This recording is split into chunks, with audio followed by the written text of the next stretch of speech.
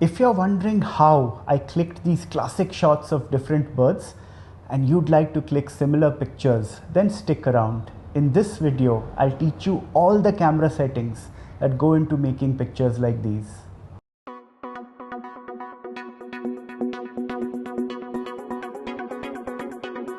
I'm Girish Menon and I just show up on your screen and start talking about photography. I offer you tips that will help you to click better pictures. I release a new video every week, so please subscribe so that you don't miss out.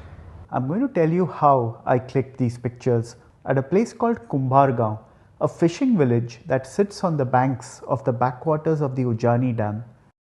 It was an overcast morning. The sun was behind big clouds, which meant that the light was super awesome for bird photography. I clicked these pictures with the Nikon D500 camera and the 200 to 500 mm lens.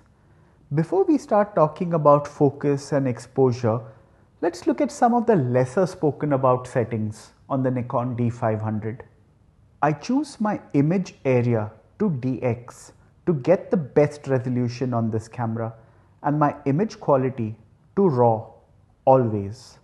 RAW files are uncompressed files, and I can adjust the white balance, color correct and correct for lens abnormalities with a software such as Adobe Lightroom. Image size, RAW L, obviously.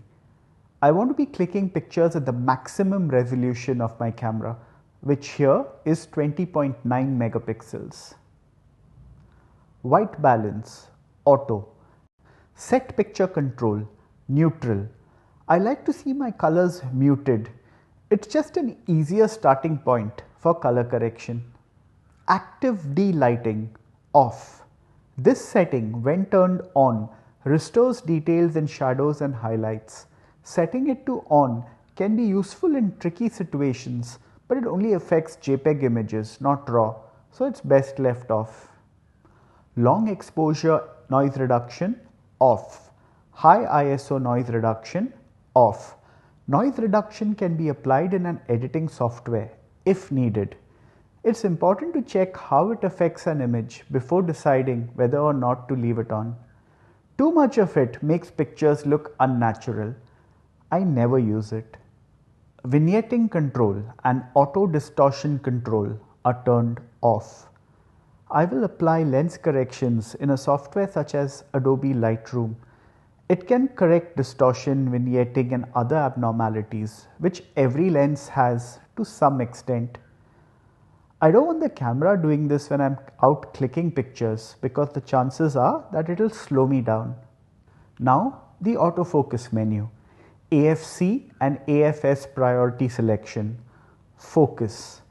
Now with this setting, I decide whether or not my camera should go ahead and take the picture even if the subject is not in focus when I click. Setting it to release means that the camera will click pictures even if the subject is not in focus. Whereas if I set the priority on focus, it will get going only once the subject is in focus. I set both my AFC and AFS priority selection to focus. Focus tracking with lock-on, delayed.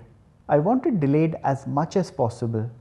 I always have my autofocus area set to single point, and I choose one of the 35 cross type points as per my composition and align the eye of the creature on that point.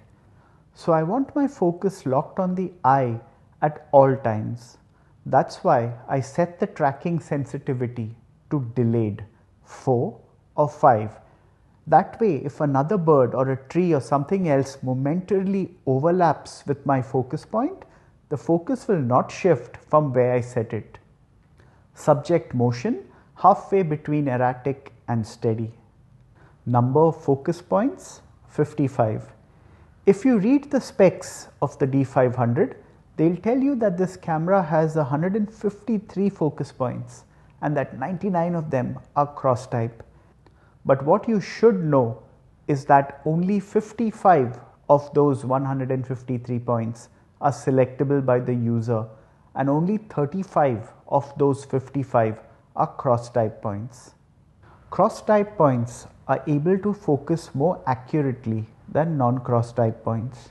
You can rely on them to nail focus every single time, even in challenging conditions such as low light and when clicking pictures of birds in action. Stow by orientation, focus point. That means I can select a different focus point when I'm holding my camera horizontally and a different focus point when it's vertical. So that way I don't have to readjust it when I switch from horizontal to vertical. We also have the option of focus point and AF area mode, but that's irrelevant when your AF area mode is set to single point. With all these settings in place, I'm ready to look at the exposure and focus settings. I'll have my autofocus mode on AFC, which is autofocus continuous. Once these settings are in place, I don't need to change them ever. I always click my pictures in the manual mode. The manual mode lets me have complete control over all the decisions that go into making the picture.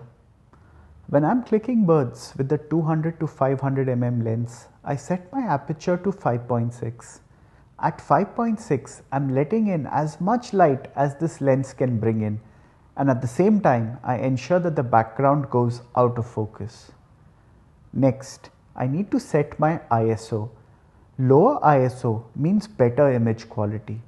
Then all I need to do is balance the shutter speed to match the aperture and ISO combination for the available light. I use spot metering to help me set the exposure. I spot metered the green foliage and found the exposure to be perfect. I want my shutter speed to be at least as fast as 1/500 with this Nikon lens. The guideline for shutter speed is that it needs to be at least as fast as 1 over the focal length. However, when I use a beanbag, I can click super sharp photos of birds at slower shutter speed such as 1/60th of a second at 500 millimeters. With the exposure in place, I'll select a single focus point depending on my composition and align that point with the eye of the bird. And with that, I'm ready to click pictures. I'm sure you'll be able to click much better pictures using your newfound knowledge about the Nikon D500 camera for bird photography. I'm Girish Menon. Please subscribe to my channel to watch a new video every week that will help you to become a better photographer.